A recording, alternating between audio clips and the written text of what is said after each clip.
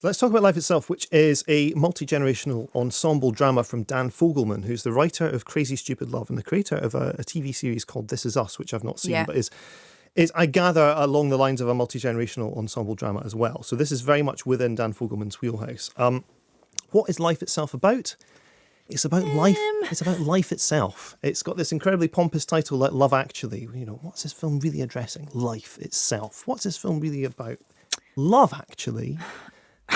It's just kind of, which means it's about everything, but in practice it kind of means it's about nothing. The film's central thesis, and it's literally a thesis because one of the characters is writing a thesis, is that life is the ultimate unreliable narrator. Unreliable narrators, the famous example is The Usual Suspects, where you have someone telling a story which you belatedly realise it has not been entirely square with the truth. Yeah.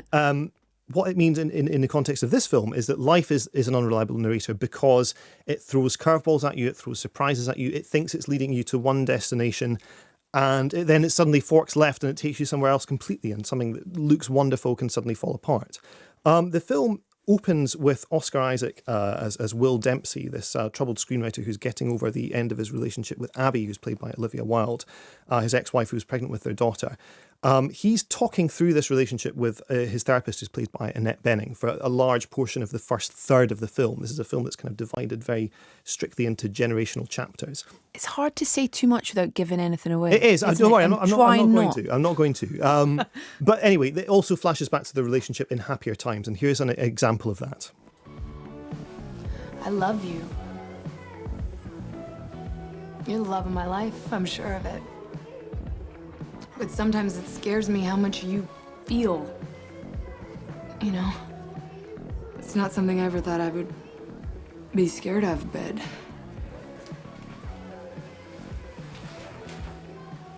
I may not be equipped to be loved this much.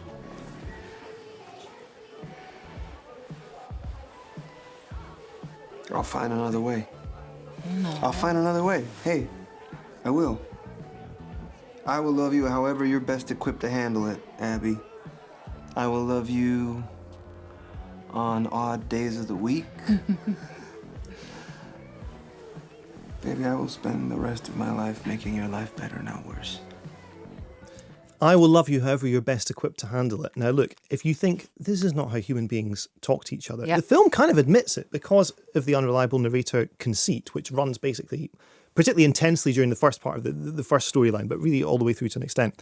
It occasionally says, oh, but of course, real people don't talk like that, so let's watch the scene again, rewind, and here's how they actually talked, and blah, blah, blah, blah. Now, I think Fogelman's intent seems to be that you'll watch this and go, my goodness, he's just completely exploded all the principles of storytelling. What's he going to do next?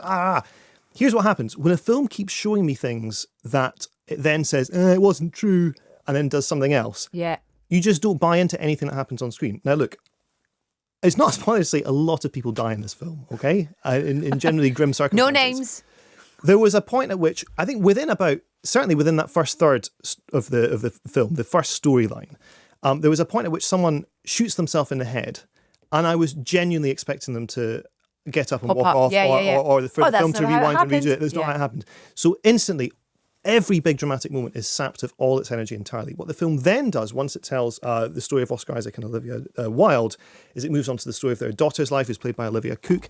Then it moves on to a separate story in Spain, which is all subtitled in Spanish with Antonio Banderas. Which I enjoyed. That's my favourite part. Which is also Chapter rubbish. 4. And then it moves back into New York and blah-de-blah-de-blah. And basically the cumulative effect is that it's just story upon story upon story, where it's trying to pretend that all of these amazing coincidences that interlock these different lives together takes things forwards in this really magical way, and look, you just have to let life work its magic. Obviously, I find it very, very difficult to engage with on any level because of the fact that it keeps trying to wrong-foot you in such an overt way. Also, on the point of death, the theme of this film is that life is precious. It's not precious at all in this film. People are being kind of mown down like a serial killer is running through this thing. I think there's 7 characters die over the course of the film, at least, or their deaths are referenced to. 4 of them are road traffic accidents. I mean, that's what I was going to say, is it should be an advert for road safety. It's like he's just not that into you if it had been written by Tufty the Squirrel. That's the best description I can muster of this film. It is pretty diabolical, all told. Its heart is in the right place. Nothing else is.